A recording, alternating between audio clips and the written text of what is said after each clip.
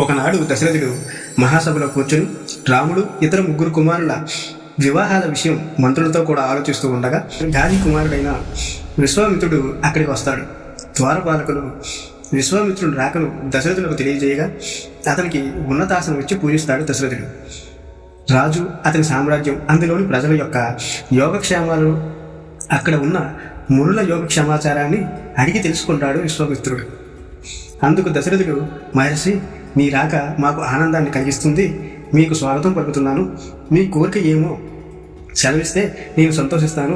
మీరు ఏమి కోరి దయచేశారో చెబితే వెంటనే చేస్తాను. నీ కోరిక తీర్చడానికి నాకు గల సర్వస్వము వినియోగిస్తాను అని మాటిస్తాడు దశరథుడు. ఇది విని విశ్వామిత్రుడు చాలా చాలా ఆనందిస్తాడు. అందుకు విశ్వామిత్రుడు సమాధానం చెబుతూ, నేను ఒక సిద్ధి కోసం యజ్ఞదీక్ష చేపట్టాను. ఆ యజ్ఞదీక్షకు కామరూపులైన ఇద్దరు రాక్షసులు విఘ్నం కలిగిస్తున్నారు. వాళ్ళలో ఒకడు మారీచుడు, రెండో వాడు సుబాహుడు. నా వ్రతం పూర్తవుతుంది అనే సమయానికి వాళ్ళు వచ్చి రక్త మాంసాలతో నా యజ్ఞ వేదికను మూలం చేస్తారు. నా వ్రతం భంగపడుతుంది.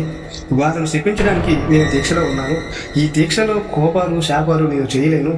కనుక నీ పెద్ద కొడుకైన రాముడు విఘ్నకారులైన రాక్షసులిద్దరిని అతను అనాయాసంగా చంపగలరు. రాముణ్ణి ఎదిరించి వాళ్ళు ఎంత మాత్రమూ నిలవలేరు. నేను ప్రతిజ్ఞ చేస్తున్నాను, ఆ రాక్షసులు ఇక చచ్చారని నమ్ము. ఇంకా యజ్ఞదీక్ష 10 రాత్రులు రాముణ్ణి నా వద్దే ఉండడానికి పంపమని విశ్వామిత్రుడు కోరతాడు. విశ్వామిత్రుడి మాటలకు దశరథుడు గడగడా ఉనికిపోయాడు. అంతలో తిరిగి తెచ్చుకొని, నా రాముడు 15 సంవత్సరాలు 60,000 సంవత్సరాలు గడిచాక లేక లేక వ్రతాలు, ఉపవాసాలు, యజ్ఞాలు చేసి రాముని కన్నాము. నా చేతిలో ఒక అక్షోహిణి సేన ఉంది. ఆ సేనతో నేను యుద్ధం చేస్తాను. రాముణ్ణి మాత్రం తీసుకెళ్లొద్దు అని ప్రాధేయపడ్డాడు. అందుకు విశ్వామిత్రుడు, పురుష్యముని వంశంలో పుట్టిన సాక్షాత్తు కుబేరులకు సోదరుడు, విశ్రవసు కొడుకు, రాక్షసులకందరికీ చక్రవర్తి రావణుడనే రాక్షసుడున్నాడు. అతను బ్రహ్మవరణ వరం పొంది త్రిలోకాలను పీడిస్తున్నాడు. అతను రాక్షసాధిపతి, మహాబలుడు, మహావీరుడు. యజ్ఞాలు పాలు చేయడానికి మారీచుడు, సుబాహుడు అనే 2 రాక్షసులను పంపుతూ ఉంటాడు అతను. దీనికి దశరథుడు, ఆ రావణుని ఎదిరించే శక్తి మాకు లేదు. దేవతలు, దానవులు, గాంధర్వులు, యక్షులు, నాగులు కూడా రావణుని ఎదిరించి నిలవలేరు. ఎంతటి బలవంతుడైనా రావణుడు యుద్ధంలో ఓడించగలడు. అంతటి వారిపైకి యుద్ధతంత్రం ఎరగని బాలుడైన రాముణ్ణి నీతో నేను పంపలేను అని అంటాడు.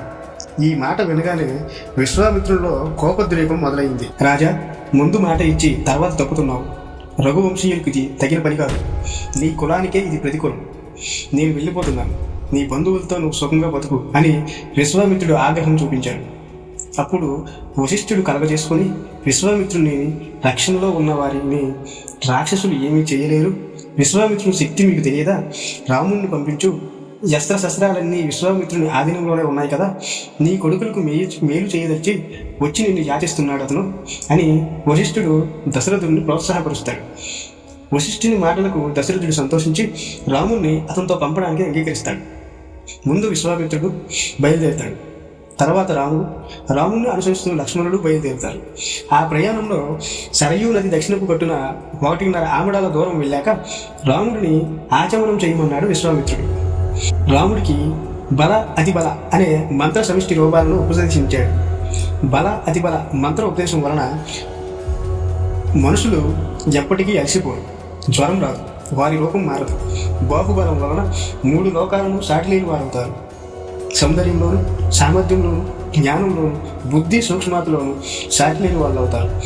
బల అతిబల అనే ఈ 2 విద్యలు సకల జ్ఞానులకు మాతృభూతాలు. ఈ విద్యల వలన ఆకలి దప్పికలు ఉండవు. ఈ 2 విద్యలు బ్రహ్మదేవుని కూతురు. రాముడు ఆ 2 విద్యలు స్వీకరించాడు. ఆ రాత్రి అక్కడే వారు విశ్రాంతి తీసుకున్నారు. ఆ విద్యను స్వీకరించగానే మహాపరాక్రమవంతుడై, సహస్ర కిరణుడై, సూర్య శరదృతువుల తేజరిల్లేటట్టు ప్రకాశించాడు రాముడు. ఆ రాత్రి రామలక్ష్మణుడు గురువైన విశ్వామిత్రులకు సకల పరిచారాలు చేశారు. చివరికి ఆ ముగ్గురు సరయూ కట్టున గడ్డిపరుచుకొని పడుకున్నారు. తెల్లవారింది. పెద్దవాడు కనుక ముందు విశ్వామిత్రుడికి మెలకు వచ్చింది. సరయూ నది గంగా నదిలో కలిసే చోట ముగ్గురు కూడా వెళ్ళి ఆ సంగమ స్థానం చేరుకున్నారు. అక్కడ ఒక ముని ఆశ్రమం ఉంది. చాలా గొప్ప అయిన మునులు అక్కడ ఉన్నారు. వారు 1000 సంవత్సరాల నుండి అక్కడ తపస్సు చేస్తున్నారు. అప్పుడు రామలక్ష్మణులు కుతూహలంగా, వారెవరు, ఈ ఆశ్రమం ఎవరిది అని అడిగారు. అందుకు విశ్వామిత్రుడు, మన్మధుడు శరీరుడై ఉండేటప్పుడు కాముడు అని పిలిచేవారు అతన్ని. ఆ దేవదేవుడు మహేశ్వరుడు ఇక్కడ సమాహితుడై తపస్సు చేసుకుంటూ ఉండగా దుర్బుద్ధి అయిన మన్మధుడు అల్లరి పెట్టేవాడు. అది సహించలేక శంకరుడు హుంకరించి 3వ కంటితో చూశాడు. వెంటనే మన్మధుడు భస్మం అయిపోయాడు. అందుకే మన్మధుడికి అనంగుడు అనే పేరు వచ్చింది. మన్మధుడు అంత త్యాగం చేసిన ఈ స్థలాన్ని బట్టి ఈ దేశానికి అంగదేశం అనే పేరు వచ్చింది. ఆ దేవదేవుని శిష్యులే ఇప్పుడు ఈ ఆశ్రమంలో ఉంటున్న మహర్షులు.